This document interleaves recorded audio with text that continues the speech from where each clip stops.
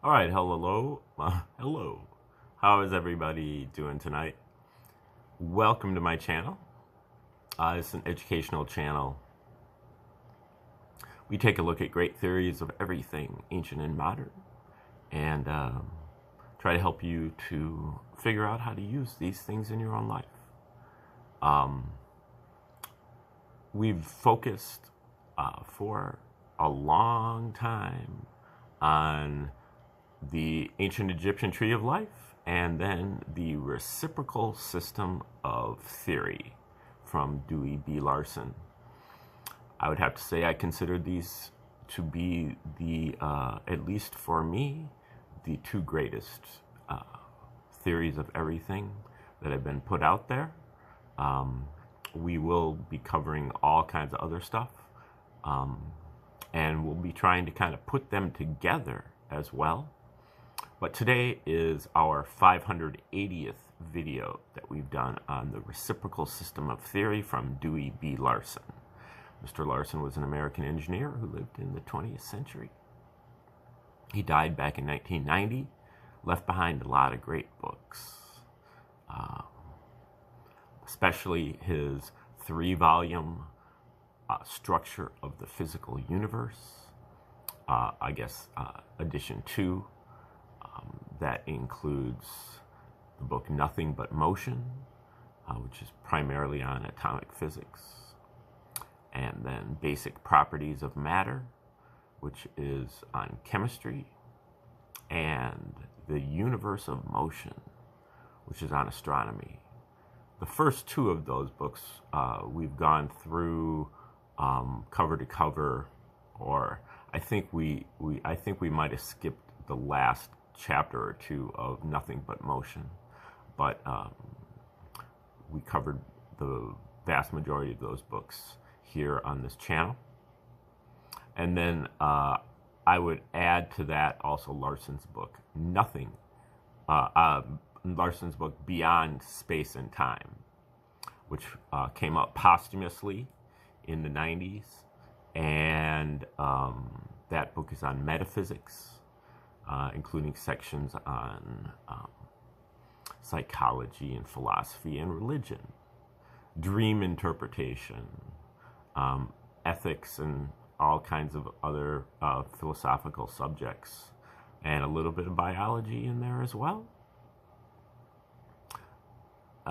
We today are heading toward the end of one of Larson's 2 books on economics that is called The Road to Permanent Prosperity.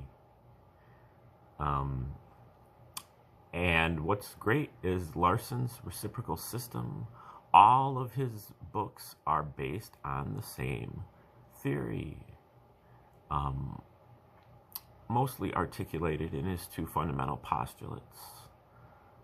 Larson is one of the few scientists to propose a universe based upon not matter, not energy, but motion. The universe is made out of motion.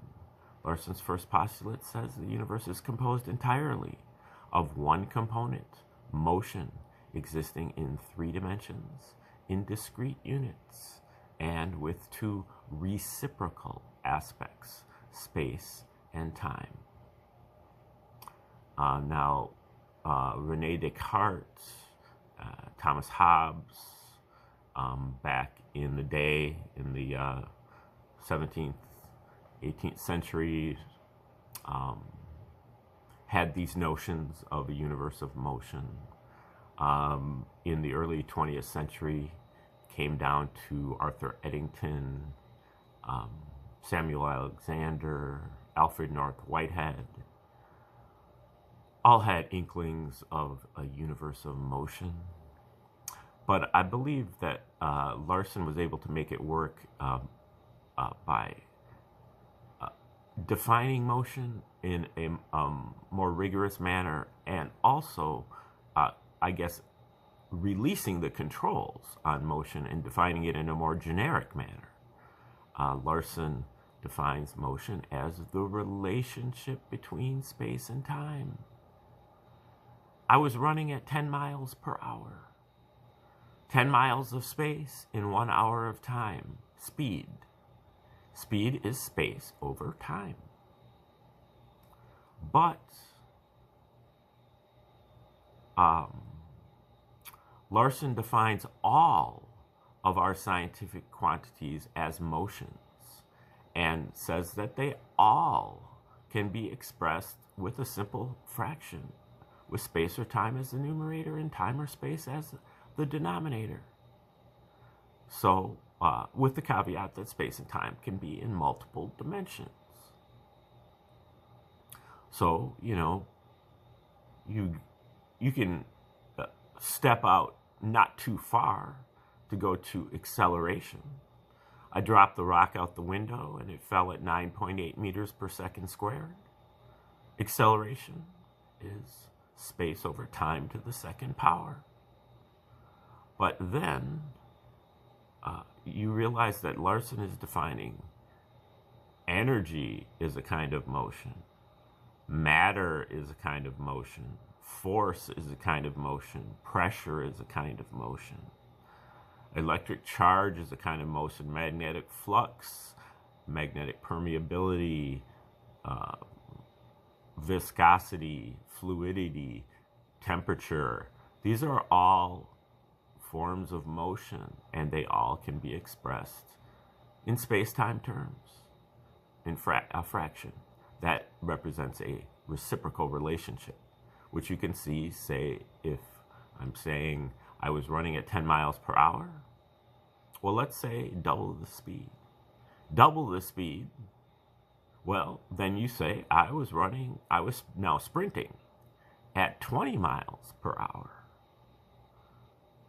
Or, equivalently, you could say I was running at 10 miles per half hour. Either one is the same. You can either multiply the space or you can divide the time. That is a reciprocal relationship. Okay, so there's that. This provides a great check for our overall cosmology or our scientific, reckoning of our units. So in Larson's world, matter is time to the third over space to the third. Energy is simply time over space.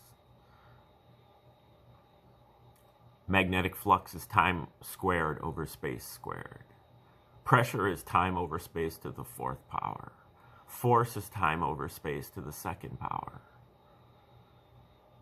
Capacitance is space to the third power over time. Although Larson would disagree with that. But that is some derivation that one of Larson's associates came up with later.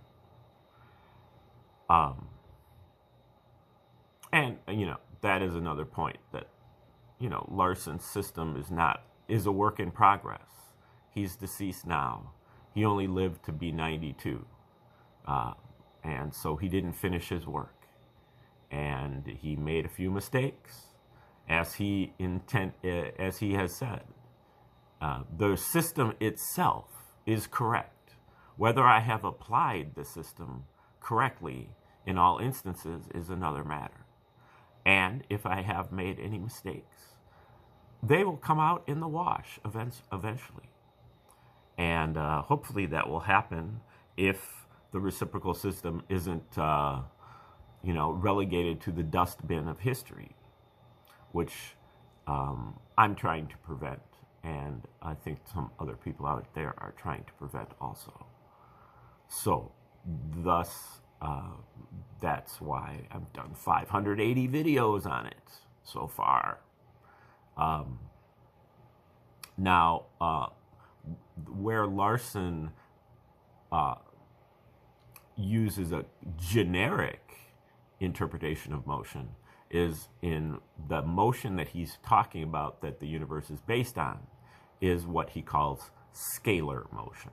Scalar motion is a motion that has a magnitude, but it has no specific direction. You can envision a scalar motion with a balloon that you take a magic marker and put dots on. As you blow up the balloon, all of the dots will be moving away from each other. Every dot will be moving away from every other dot, meaning that every dot will be moving in every direction. And that is a scalar motion. If you contract the balloon, all the dots will be moving toward each other, but in no specific direction. Scalar motion basically only has direction insofar as it is either in or out, but no particular vectorial motion. So Larson says that the universe is really constructed out of this scalar motion. This outward motion of that balloon is what Larson calls the progression. And the progression is omnipresent. It occurs at all times, in all places, always. So wherever you go, the universe is moving outward at the rate of 1 unit of space per 1 unit of time, which is also known as the speed of light. And this is always occurring, and this is the source for everything in the universe. But that source feels like absolutely nothing. And that source does not manifest until it is reversed. And it must be reversed in 3 dimensions. And then it becomes the inward motion of that balloon, which Larson refers to as gravity, or at least analogous to gravity. And that is the precursor for matter. Okay, now in applying all of this to economics, Larson basically posits an economic system that is based on motion, a dynamic system. There are really 2 flows of the modern economic system, one of the purchasing power and one of goods. And one is a circular motion and one is a unidirectional motion. And Larson starts from first principles. First is that we need to adopt a scientific approach to economics. This sociological approach of everybody's opinion, justice and righteousness and these kind of things have to take a back seat to the scientific approach. The economic system that you design, whatever it is, needs to be in harmony with the laws of the universe, or else it is going to collapse. Just like if you were engineering a bridge or a building, it would collapse if it is not in harmony with the laws of physics. And so that's the first thing. And the iron law of economics is work or starve. If you do not produce anything, then you do not have anything.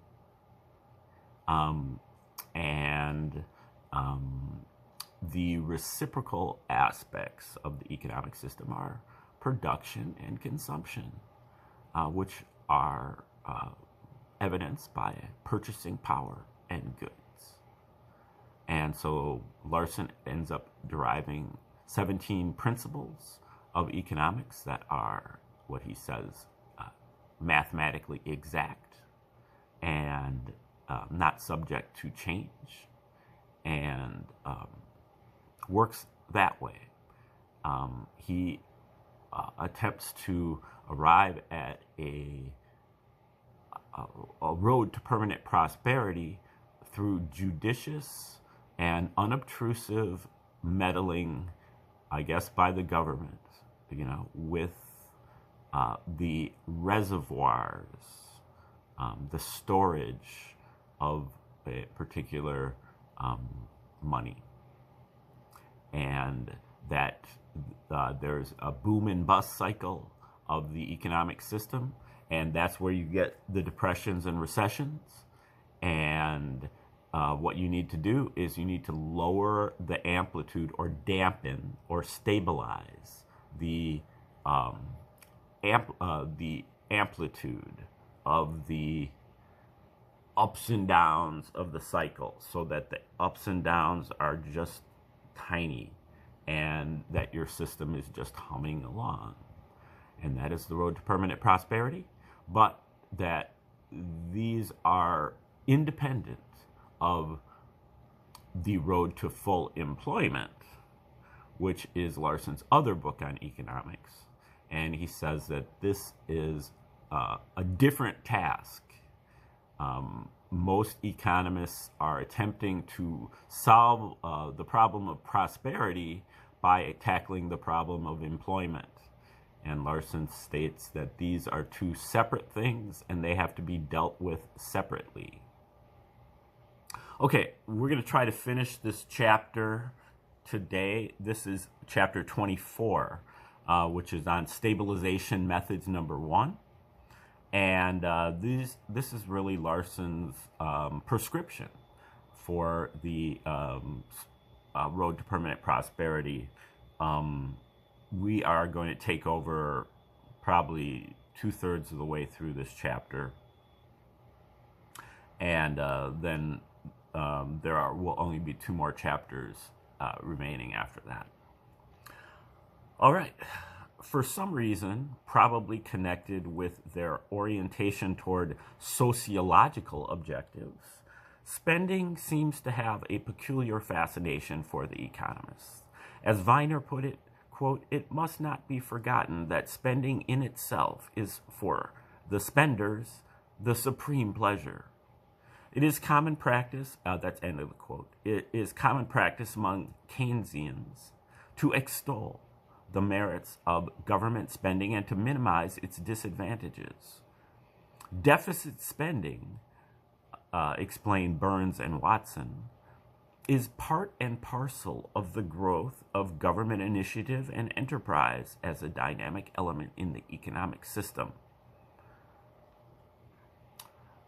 But that," end of quote, "but the hazards of unrestricted spending are clearly visible to less visionary individuals, despite the arguments advanced by the deficit spending enthusiasts. It is apparent to anyone who thinks clearly on the subject or who reads the pages of history that spending of borrowed money cannot continue indefinitely, even if it did have desirable effects while it lasted. Governments are no more exempt than individuals from the unpleasant fact that there is a limit to their credit. Sooner or later, that limit is reached, and the borrowing must then stop. Other governments have found this out through painful experience. In our case, the limit is higher than ever before, due to the wealth and productive capacity of the nation, but only the very credulous will contend that no such limit exists." There are a bunch of pretty credulous people working for our economic policymakers currently, because there is an entire school of thought of economics now that just says, just print more money. But these people almost didn't even exist in Larson's time in the 80s when he was writing this. He couldn't even conceive that people would be so stupid. Not only the very credulous will contend that no such limit exists, nor can it be avoided by bookkeeping trickery. Ultimately, the day of reckoning will arrive. The opposition to the free spending school of thought includes a group holding the view that in times of business depression, the government should practice rigid economy and should balance the budget by levying sufficient taxes to meet all expenses. The economy feature of this program is sound, not only during depressions, but at other times as well. Every dollar spent by the government means $1 less for use by individual citizens to meet their own personal needs. No government expenditure is desirable, therefore, from the standpoint of the average individual, unless he gets as much benefit from it as he would from spending his proportionate share in his own way. A certain proportion of the normal government expenditures obviously meets this test, but there is a tendency, even in normal times, to overload the government payroll, and in depression periods when other jobs are scarce, this overloading approaches the proportions of a national scandal. Government economy is a contribution to the general welfare at any stage of the economic cycle.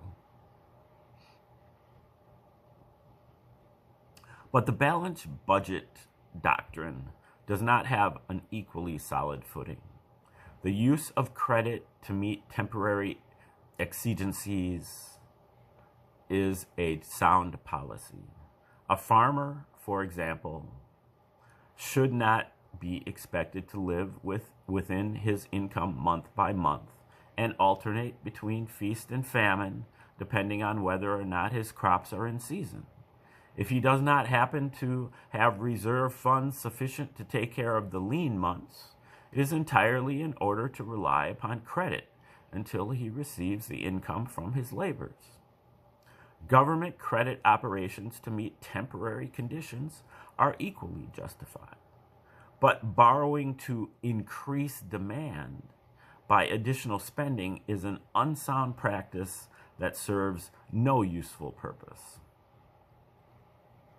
Although Keynes did not stress the point, and he may not even have realized it, what his prescription for overcoming deflation amounts to is to give the economy a big dose of inflation. As our findings indicate, this is the natural and logical remedy for the disease. Keynes was therefore on the right track, but his deficit spending program is not one indivisible entity that has to be accepted or rejected in its entirety. It is a combination of two things: borrowing and spending. The purpose of the borrowing is to provide an additional money purchasing power flow into the markets to make up for the amount that is being withdrawn from the stream to fill the private money and credit reservoirs. The government spending that Keynes included in his program accomplishes nothing toward this objective, while it provokes reactions that are detrimental to the economy. Both experience and the theory developed in this work emphasize the point that the government's fiscal program for dealing with deflation should not involve any increase in spending. All of the benefit that can be obtained is due to the increase in the money purchasing power flow to the markets by reason of the credit transaction. No further economic benefit can result from spending this money on unnecessary activities, and it is entirely possible that the additional spending will cause secondary reactions that will nullify all or most of the good effects of the increased money flow, just as actually happened in the United States between 1932 and 1939. The proceeds of the borrowing should be used exclusively to replace taxation, current taxes being reduced by the amount that is brought into the Treasury through credit operations. When prosperity returns, it will be necessary to raise taxes above the normal levels to compensate for the reductions in times of stress. But the total tax load will not be increased, as it is where the borrowed money is spent on additional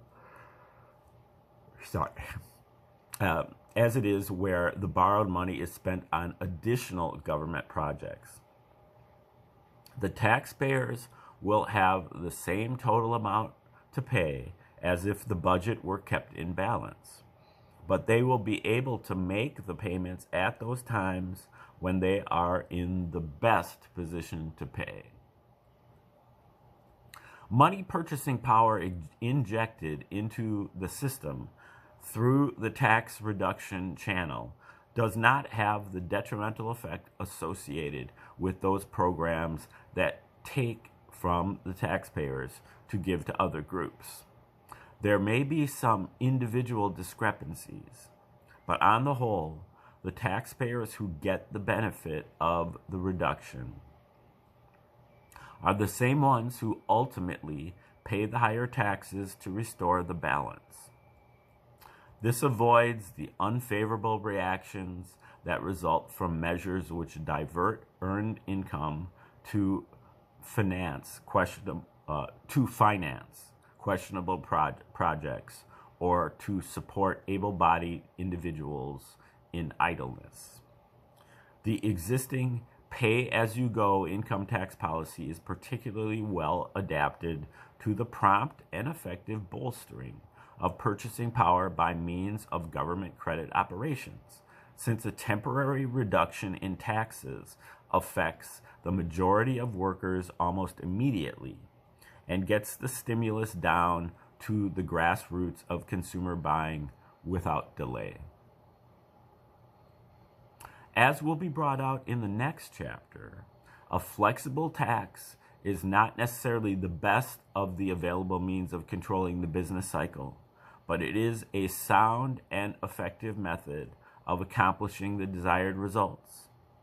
And it has one outstanding merit: there is no practical limit to the extent to which it can be used.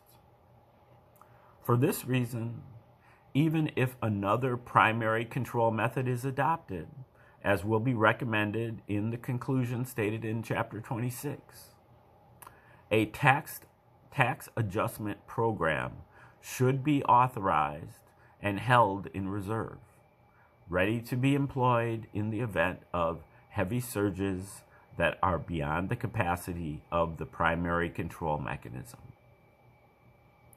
If the control program is put into effect during a time when there is a relatively large imbalance in the money flow, which is quite likely, since actions toward setting up facilities for keeping out of trouble are usually deferred until we actually get into trouble, it will be necessary to activate the tax adjustment program at the start of the control operation and to continue it until the fluctuations subside to the point where the less drastic measures will suffice.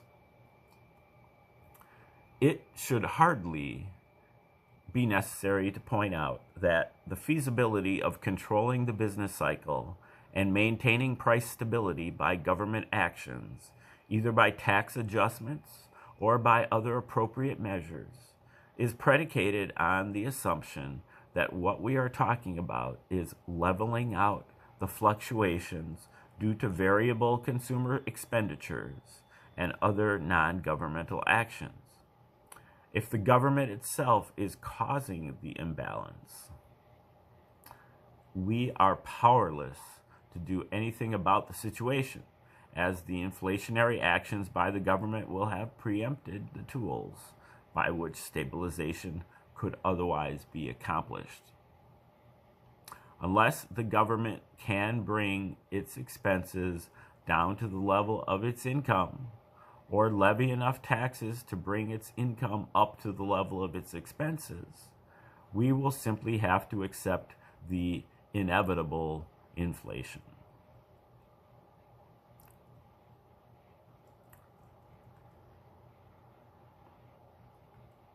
But the taxpayers would do well to realize that they cannot escape paying the bill for whatever their government spends. If they exert enough pressure to prevent a timid or self-centered government from imposing a large enough tax to cover current expenses, this gains them nothing. If the deficit is financed by borrowing, the taxpayer incurs an interest burden immediately. If it is financed by currency expansion, the amount of the deficit is automatically added to the market prices.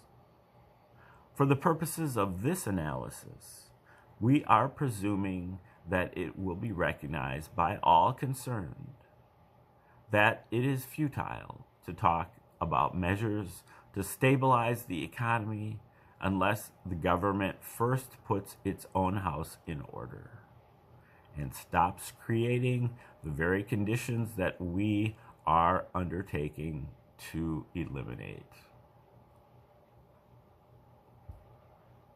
All right, that is the end of Chapter 24, Stabilization Methods 1. And obviously, Chapter 25 is called Stabilization Methods number 2. And we'll start that chapter tomorrow when we resume. Let me just tell you that if you'd like more information on the reciprocal system in general, check out any or many of my first 474 videos on this subject, where I go into the reciprocal system and its postulates and their ramifications and Larson's evolution in a little bit more detail. And also, you can go back in the archives about 7 weeks to get to the start of this book and start from chapter 1 if you have that kind of interest.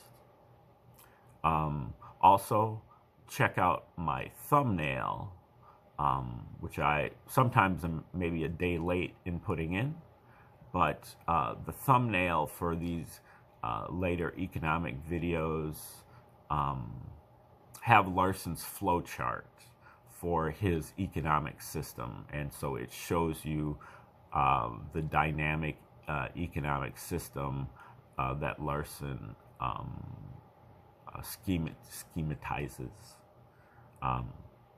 there. All right, so thanks for tuning in today, and have a great